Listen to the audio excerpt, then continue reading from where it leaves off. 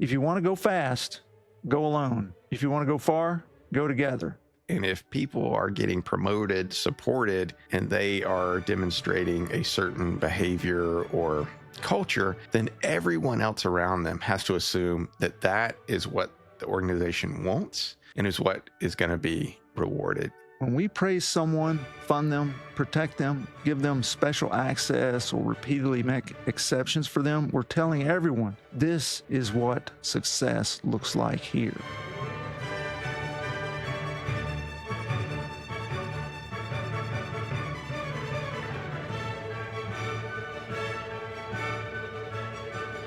Welcome to Science Leadership, where we explore leadership both practically and scientifically. What makes great leadership? Why these things matter? And how we can do them well. Those are the questions we wrestle with through thoughtful discussions and real-world stories. I'm Tom Collins, and I'm joined by my friend and co-host, Justin Hamrick. Justin, today we're continuing our 5-part series on one of the most difficult leadership challenges, what to do with highly productive, selfish people. In the first episode of the series, we asked whether someone who produces exceptional individual results should truly be considered a high performer if their behavior reduces the productivity of everyone around them. Today, we want to examine what happens when an organization does more than tolerate that person. What happens when it promotes them, not necessarily by giving them a higher position, but by endorsing them, protecting them, directing resources toward them, giving them greater visibility, and repeatedly making exceptions for them. That support may help the person produce some things very quickly, but what does it do to the organization's ability to accomplish larger, more important, and more enduring things over time? At the heart of this episode is an adage that I've often heard. If you want to go fast, go alone. If you want to go far, go together. So let's get into it. I've been thinking about this idea of the selfish high performer, what we talked about, the difficult high performer. And someone who has come to mind is Barry Bonds. Barry. Yeah, I think Bonds is a great example for what we're discussing today. For those listeners who may not know much about Major League Baseball, Barry Bonds is probably the best, if not one of the most extraordinary baseball players ever to play the game. He won 7 most valuable player awards, more than any other player in Major League Baseball history. He became the all-time leader in career home runs, beating my childhood hero, Hank Aaron, and set the single season record by hitting 73 home runs in 2001. At his peak, he was so dangerous that opposing managers regularly chose to walk him rather than allow him to hit. They would just pitch around him. They're like, we're not going to let this guy beat him. And they would just not even let him hit. They would intentionally put him on base. In 2004 alone, Bonds was intentionally walked 120 times. Pitchers and managers changed their entire approach to the game on where he was batting simply because he was coming to the plate. Bonds brought enormous value to the San Francisco Giants. He had played previously with the Pirates, but when he was with the Giants, he attracted more attention, filled the seats, broke records, and helped make the team a perennial contender for the championship. But Barry Bonds did not operate like an ordinary member of the team. By the early 2000s, he occupied 4 lockers in the Giants clubhouse. He had his own television and leather recliner. He had a personal staff and entourage with unusual access to the clubhouse. He was permitted to miss some team routines and received accommodations unavailable to any other player. Those privileges reflected more than an organization trying to help a talented player at his best. They reflected the selfishness and the organizational tolerance of it. No one requires 4 lockers, a private recliner, personalized territory, and a separate set of expectations merely to play excellent baseball. There were other players at the same time excelling that didn't have this. Bond's talent, production, and importance had become reasons for giving him more space, more freedom, more protection, and a different rules and standards than the rest of the team. And the Giants accepted that bargain because Barry Bonds produced at a level almost no one else could match. Justin, that's a great overview of some of the story of Barry Bonds, and it gives us a very clear picture of this leadership dilemma we're talking about here today. The Giants were not investing in an illusion. Barry Bonds really was extraordinary. The team could point to the home runs, the awards, the ticket sales, the victories, and say, this is why we tolerate everything else. But the privileges also sent a message to every other person in the clubhouse. They said that one player's individual production was more important than others, and it was enough to allow him to be separated from the team and exempt him from the expectations that applied to everyone else. Exactly right. The Giants gave Barry Bonds the opportunity to reach extraordinary individual milestones, but even Barry Bonds could not win a World Series by himself. Exactly. And that leads us to the question we want to explore today. When we disproportionately endorse and resource a selfish high performer, are we helping the organization accomplish something larger, or are we just helping one person produce more? So let's get to the part in this episode where we get to, with all the beginnings of our episodes, the what. What are we talking about today? So let's begin with what we mean by promoting the selfish high performer. Not just supporting, but promoting, tolerating. We're not necessarily talking about giving someone a new title or placing them in a formal leadership position. So what are we talking about? Yeah, in this conversation, we're using promote in the broader sense of amplifying the person. An organization promotes someone when it gives them more visibility, praise, funding, staffing, space, opportunities, all these sorts of things. It may direct the best people toward the individual's projects. It may grant exceptions that are unavailable to others. It may protect the person from criticism or accountability because leaders feel that they may lose what that person brings to the table. Through all this, the individual becomes increasingly central to the organization. At first, that may appear entirely rational. If someone produces more, why not give them additional resources? If they can move quickly, why not clear obstacles from their path? If they're the star, why not build around them? The problem is that resources do more than increase output. They amplify the person's way of operating. When an organization gives additional support to a generous and collaborative high performer, that's not who we're talking about today, that investment may help them share knowledge, develop other people, build programs, create opportunities that extend beyond themselves and their ambitions.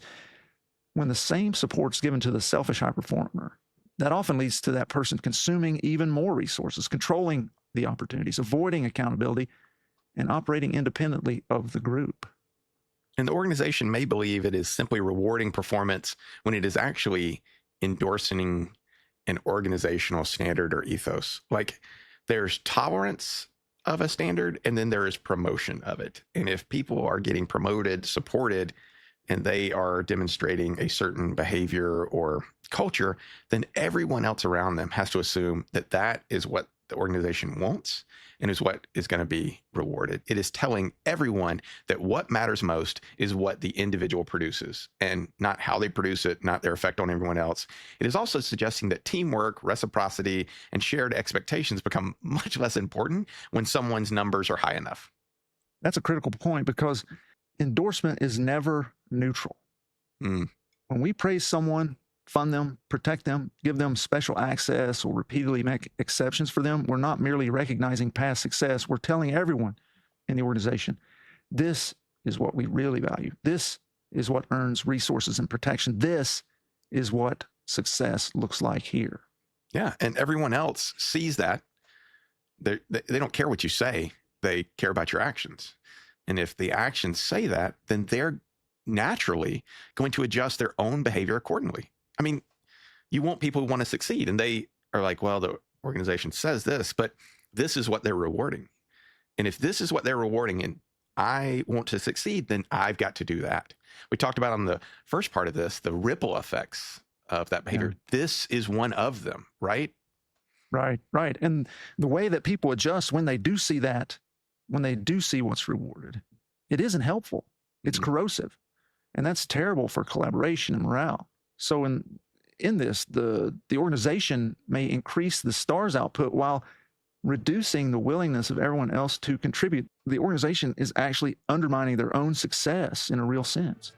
Let me pause from our conversation to ask you, the listener, a question. Are you ready to turn leadership principles into daily practice? Are you ready to become the leader you're capable of being? If so, my new book, The 4 Stars of Leadership Development Guide, is specifically designed to help you do that. You'll get a 12-week program designed to help you strengthen your character, competence, caring, and communication. Each chapter comes with focused reflection, illustrative stories that bring the concepts to life, and concrete actions you can apply immediately. No matter where you are in your leadership journey, it's a resource that is guaranteed to help you. You can find it online at Amazon, Barnes & Noble, and essentially all outlets where you get your books. Get your copy today and begin becoming the leader you're capable of being. Now let's get back to this interesting conversation. This is where the difference between going fast and going far becomes important. One person may be able to move quickly toward a narrow objective and a fairly close objective, particularly if everyone else is expected to accommodate them. But most meaningful organizational goals require many people contributing different forms of expertise over a much longer period of time. It's the thought between, okay, we want to win the next game versus we want to become a dynasty. We want to become the standard for whatever organization that we are. Yeah, as you're talking, I'm just thinking about the Apollo mission to the moon, right? Like, you could have had the best person in the world. If Neil Armstrong was the best, most capable, we wouldn't have gone to the moon. It required this enormous organization, everybody working toward putting someone on the moon and returning them to Earth safely. That was the goal, and everybody had to work together. So back to our analogy with Barry Bonds. I mean, Bonds could hit a baseball farther than almost anyone who ever lived. But as we were talking about Terrell Owens in the last episode, he couldn't throw the ball to himself. Bonds couldn't pitch 9 innings. He couldn't field every position. He couldn't manage the bullpen, or if he was on base, he couldn't drive himself home. He could help a team win, but he could not replace the team. And that same principle applies in whatever professional or other setting that you're finding yourself, whether it's business or science or education. Any field of human endeavor, that applies. Excellent medical care requires teams. Important scientific work requires teams. Strong organizations require people who can share information, coordinate decisions, combine their abilities. Even the most gifted individual is limited by what one person can do, know, see, hear, etc. So when an organization concentrates all this attention and resource toward one selfish high performer, it may increase the speed at which that person is producing, but it, at the same time, creates this significant risk of weakening the cooperation required to accomplish anything that exceeds that one individual's capabilities. And this gets to the adage I mentioned earlier, which, fascinatingly enough, I was in one of my PhD courses this past year, and I thought this was an adage that everybody had heard. And so I mentioned it, and my professor, who's a leadership expert, was like, "Oh, I've never heard that." I'll write that down. But again, if you want to go fast, go alone. If you want to go far, go together. Now, that isn't to be interpreted literally. I can just hear somebody out there saying, well, an individual can run a marathon alone. That's not what we're saying, okay? Probably not listening to the right podcast if that's what you're coming away with. The point is that the bigger, more complex, more meaningful, more enduring objectives aren't accomplished by individuals. They're accomplished and sustained by groups of people working together, by teams. Now we sort of leads us into our next part of our episodes, which is the so what. We sort of defined what we're talking about, sort of promotion, what happens when promoting the difficult high performer. Let's get into the so what. We've established that supporting and really promoting, not only just supporting, not just tolerating, but supporting, promoting a selfish high performer can help that person accomplish something quickly. But why is that such a problem if the measured results are positive? Because rapid individual production and meaningful organizational progress are often not the same thing. A selfish high performer may generate revenue and publish important work. They may complete a highly visible project even. The benefit is immediate. We talked about that last time. You can measure it. It's easy to identify. But the cost, again, back to our first episode, is slower. It's spread out. It's harder to identify because it's among a bunch of people. As the organization directs more resources and opportunities toward that selfish high performer, it can become increasingly dependent on that individual. People start thinking, oh, we can't take Bonds out of the rotation because he produces, etc. Knowledge, relationships, resources, authority, all these things begin concentrating around this selfish high performer. And then that person becomes, in a real sense, indispensable, partly because the organization has spent years making them indispensable. Barry Bonds is a good example of that. There was almost nothing an opposing team could do to make him an ordinary hitter. He could change a game when he came up to the plate. He could carry an offense for stretches of a season. He drew fans, he drew attention, and with that, revenue. And the Giants had an entirely rational reasons to build around his ability. But there was a negative side to organizing so much around one person. The more the Giants accommodated and promoted Bonds, the more separate he became from the team. Those 4 lockers, the recliner, the personal staff, and the exceptions reinforced the idea that the normal rules of the clubhouse did not apply to him. They really sort of did that, we're going to sacrifice tomorrow for today. And that sort of thing changes what everyone else understands about an organization. The other players see that one person receive more space, more freedom, more protection. They also see that the privileges are tied to individual production rather than contribution to the team. It really establishes the culture And that sort of culture is almost always a major negative. It really disrupts the locker room. That is a major danger. Major danger. Major danger. Major danger. Yeah. I think I knew of a guy in the military. It sounds whose like name something was from the movie Major Danger. Airplane, you Yeah. know? Roger. Right. Don't call me Shirley. No, I was just thinking you had said there, sacrifice tomorrow for today, and that is, I mean, there's so many leadership things poor leadership things that people do that's exactly what they're doing. They put off this difficult conversation, just making this change, setting the standard, showing up, doing whatever it is, because they're sacrificing tomorrow for the convenience of today or the performance of today. Mm-hmm. And so when we're doing that, when we are endorsing these people, that causes that cultural corrosion, because it spreads. People see it, they start acting accordingly. That's deadly. And it's reinforcing. It's this negative reinforcing cycle that once you get into it, man, that's hard. It's hard to get out of. The more the organization accommodates or promotes that selfish high performer, the more they begin to believe they can't challenge him because they're afraid to lose him. The organization doesn't realize that they cannot afford to lose him because it repeatedly invested in him instead of developing everyone else in the group. I mean, organizations, at the end of the day, organizations are to blame for this because people either show up with these issues, the selfishness and so forth, or they've seen it play out and that it gets rewarded by the organization. And so either you chose poorly on the front end or you have endorsed it and brought it out of people. So either way, that's an organizational issue. I mean, it's an interesting cycle, right? The star receives more because the star produces more. Then the star produces more partly because they receive the best opportunities and resources. The growing performance gap is used to justify even more investment, right? Meanwhile, the people around them begin to withdraw, which makes the gap even bigger. They may still do their jobs, but they stop offering ideas, taking risks, mentoring others, or contributing to projects when they believe the favored person will receive the credit, because they're like, why am I doing these things to help the team if that's not what the team values? And by the team values, meaning that's what's not getting rewarded.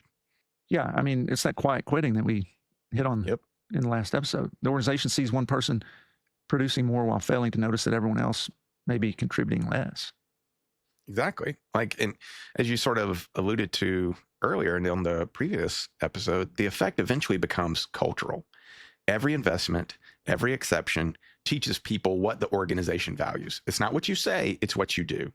When leaders repeatedly reward a selfish high performer, others learn that visible individual output matters more than sharing, reciprocity, and contribution to the group. And that doesn't end well. It doesn't matter what you put on the vision statement or what you've got above the locker room wall.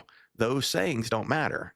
How the organization and the leaders act is what is telling people what the standard actually is. It's no different than my kids. I could say I want them to finish the meal I provided, but if they pout and whine and then I give them chicken nuggets, they'll understand what the standard and expectations actually are.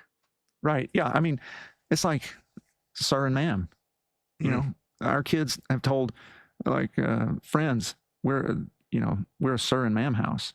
And that was really a weird thing for kids out in California. But if the kids are going to say sir and ma'am, then you've got to enforce that standard, because if you don't, they won't at the end of the day. Right. And this is so vitally important. I mean, so vitally important, not the sir and ma'am, but what you reward and what you expect is what you will get. The most meaningful organizational goals they're too complex for one person to accomplish alone. So everybody's got to be working in this thing together. And if you have created an environment that is rewarding individual productivity and undermining, let's say, collaborative effort and the collective productivity, you will never accomplish those meaningful, complex objectives. You'll only accomplish these relatively unimaginative, perhaps, or minimally impactful things. Yeah. Like you may have the most technically talented surgeon in the world. That one physician may be extraordinary, but that physician cannot build and sustain an excellent clinical program or hospital alone. They have to have an excellent preoperative team, an excellent ICU recovery team, an excellent rehab team. Like they have I to noticed you haven't have, said anything about anesthesia. well, that's obviously at the top. Like one investigator can have a brilliant idea, can have the best science, but the most important science, production, discoveries still depend on collaborators, expertise outside of their realm, staff, participants, institutions, and years of coordinated work. One person may produce extraordinary results, but the collective effort is what always allows an organization to accomplish something larger and sustain it over time. And that's one of the things, as we've been talking about this, I think most people, if they step back, most organizations would be like, what do you really want? And it's not that they want to be successful tomorrow, is they want to be an organization of change that is looked back on as someone who changed the game. And those are dynasties. Like the teams in every sport that sort of are looked at as the standard are ones that sustained excellence over time. And that gets to really what you're talking about here is not that you had one great sales day, you had one good game, you had one good patient outcome. It's that you made a team and an organization that was able to sustain excellence and growth over a very long period of time. Yeah. I mean, I think that's fundamentally the measure of great organizations. A great organization wasn't just here for a year. Didn't just discover one thing or make one, contribution necessarily. It's something more substantive than that. Justin, do you have, and I know you must, do you have a good story from your own experience that really showcases this issue well of the selfish high performer and these things that we're talking about? Yeah, I mean, having been in medicine, I've come across different physicians because of either seniority or national or worldwide notoriety that were able to get away with things. Poor behavior was just looked at as that's just who they are. The things that we sort of talked about. And it really was detrimental to the team. Like the team operated in, let's just don't mess it up, operated in fear, all the things that we sort of talked about, the ripple effects. And no one lives forever. And when those people left, what they left, their legacy was a team in ruins that was not trained, not organized to create whatever success they have longer term. And we see that in sports all the time. Like dynasties are made, like the New England Patriots, of different players coming in, different receivers coming in, different running backs, and they sustain excellence over a long period of time. And you see these other ones that bring in a superstar, they cater to that superstar, the superstar retires or leaves or gets hurt, and what is left is you're like, oh my gosh, this is just terrible. Yeah. So those are the two examples I sort of had. Yeah, I mean, I've seen the same thing over and over in medicine, where you have this one person and they either bring in a lot of revenue because of a certain skill set they have, clinically, or somebody who's got a number of big grants, have brought notoriety because of that, published a lot of papers, but they just leave people in their wake and create a toxic environment, really.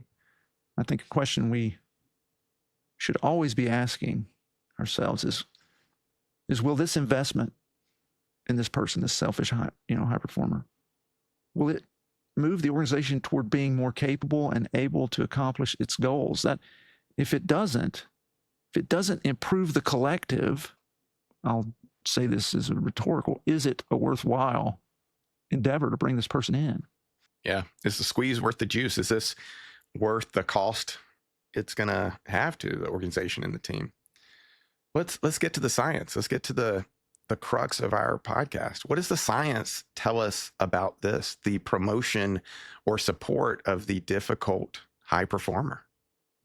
There are numerous studies on the effect of individual stars on collective performance. I'll touch briefly on three.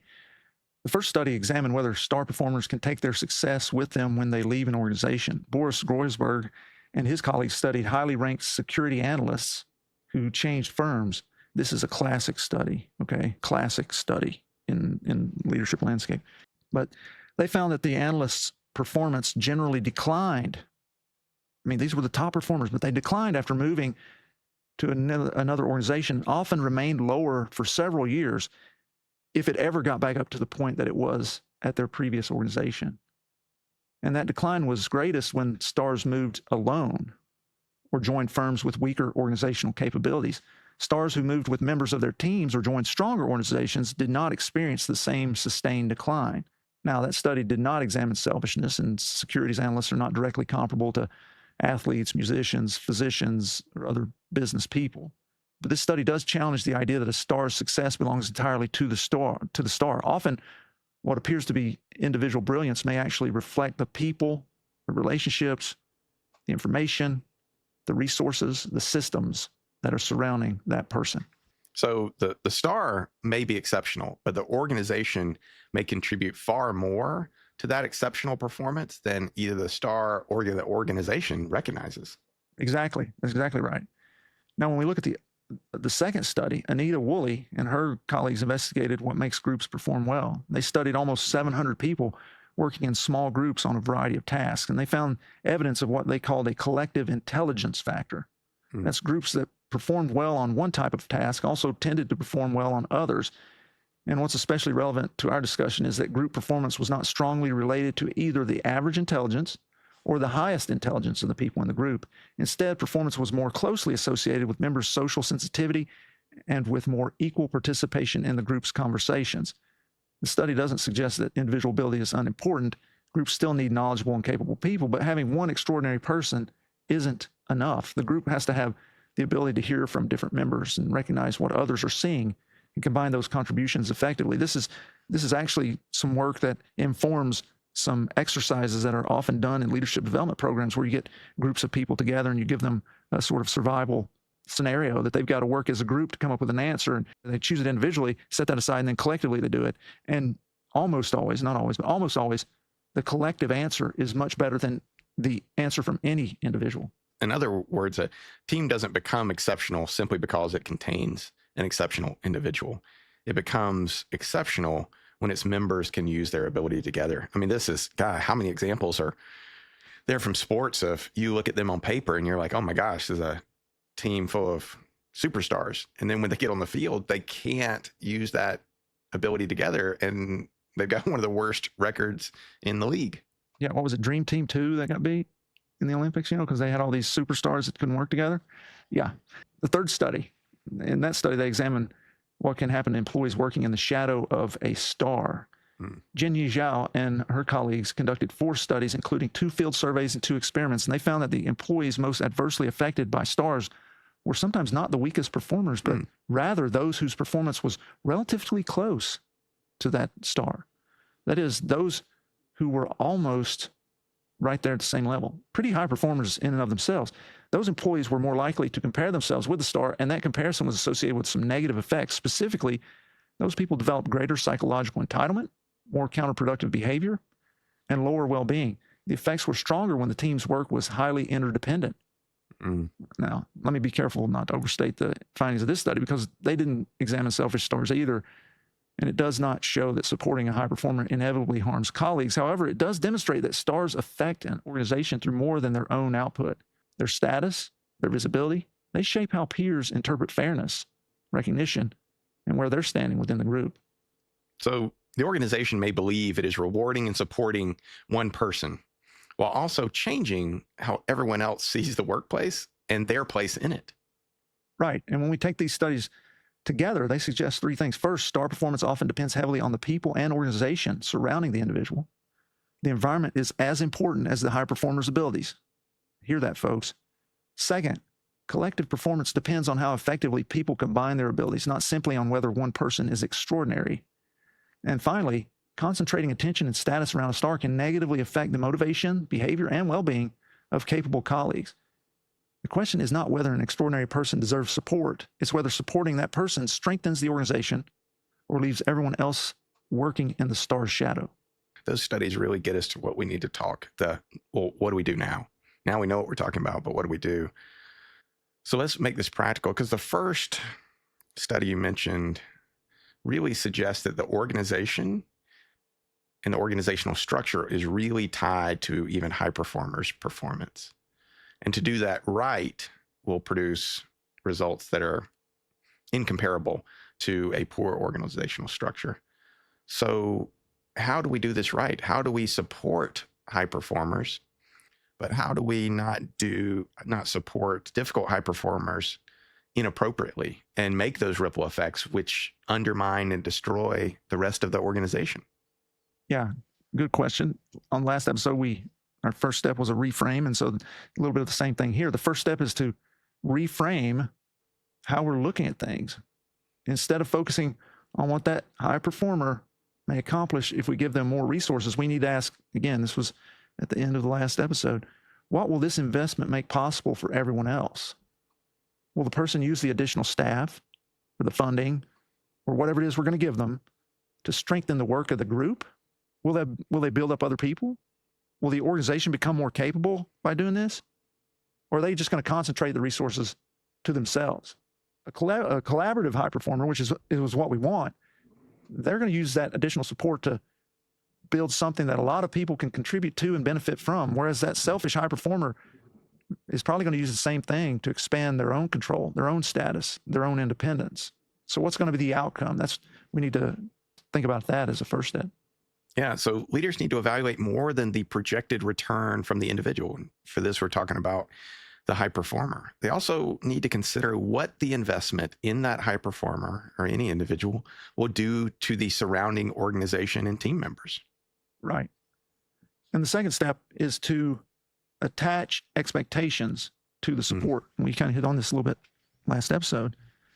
Too often, organizations just give resources to a high performer without defining any expected outcomes, not setting responsibility beyond simply, quote, producing more. The person receives additional staff, they get more funding, they're protected, and the only expectation is that their individual numbers continue to rise. But institutional support should carry an institutional obligation. The leader might say, we're investing in your work because we believe it can advance the organization's mission. Part of that responsibility is helping others grow, contribute, be developed. We need you to share what you learn. We need you to build something that does not depend entirely on you. That doesn't diminish the individual performer's achievement. I mean, if anything, it elevates it. But it places that achievement in a context, and that context is in the organization, helping the organization be better, helping the organization to achieve its goals. I think the expectations also need to be concrete. It can't be, like we said in the last episode, be a better team player. Otherwise, the person can continue producing individually while everyone assumes they're also strengthening the group. Yeah, that happens so often. And to prevent it, leaders have to be looking for, and mentioned this in the last episode, observable evidence of impact. Are other people gaining opportunities, becoming more capable? Does the person give appropriate credit? Man, have I seen some credit hogs in my time. Can the work continue when that person is absent? As a leader, if you're building a system that depends on one person, where there's one point of failure, you've done a bad job. Let me just say that, okay? I'm just going to just set that right out there on the table. You got to be thinking about developing the depth of your organization, the people that you're leading. Are they getting better? Or is every important decision and relationship becoming increasingly dependent on this one person, your star, as it were? Yeah, the real test in all of this is whether or not the organization becomes stronger. And in every sense of the word, not the one person, like not their one individual production, but is the organization and all its team members, is the tide lifting all boats? That may be the clearest test of all. If the investment is working well, that organization should become less dependent on any single person over time. But if each new investment makes the organization beholden to or reliant on one person, then that apparent growth may actually be increasing its vulnerability. And that brings us back to Barry Bonds. The Giants had every reason to support an extraordinary player. No question. The problem wasn't they invested in greatness. The problem was they catered to their selfish high performer, and they separated Bonds from the team. They allowed individual production to exempt him from shared expectations. He was seen as better than everybody else.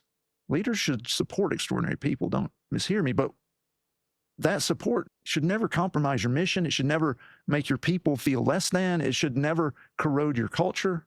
It has to be building the whole group. Justin, as we close here, the question that I would ask leaders to consider is this. When you direct additional resources, opportunities, time, influence toward a high performer, does that investment make your organization stronger, or does it simply make the organization more dependent on that person? Yeah, I think that question forces us to look beyond the immediate return. When you're putting the resources there, you're telling everyone on the team, everyone in the organization and outside of the organization, what you value.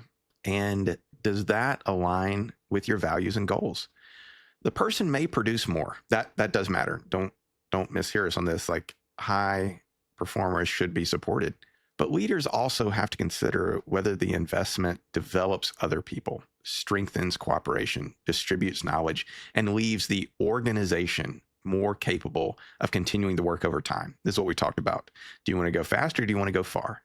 The best investment in an individual person should create benefits that extend beyond that person.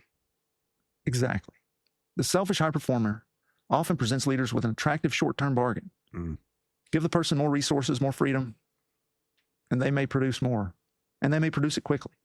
But leadership requires us to consider more than the immediate return. We have to ask what our support teaches the organization, how it affects the contribution of other people, and whether it develops collective strength or deepens dependence on one individual. Extraordinary people deserve support, but the best high performers do not use that support only to advance themselves. They convert it into opportunities and knowledge and capability for everybody around them. In the next episode of this series, we'll examine what happens culturally when organizations repeatedly reward selfish high performers. The message may be more powerful than any formal statement of values. What you reward is what you produce. Thank you for joining us on this episode of The Science of Leadership. We hope today's discussion gave you practical tools and a deeper understanding of how you can be a better leader starting today. Remember, leadership is about helping those we lead do great things. It's a journey of continual growth and learning. When we embrace that journey with curiosity, courage, and humility, we can confront challenges, overcome barriers, and foster environments where everyone can succeed. If you enjoyed today's episode, be sure to follow or subscribe. Leave a comment, share the episode with others who are passionate about leadership. Until next week, keep leading with character, competence, caring, and communication. This is Tom Collins. Let's keep growing.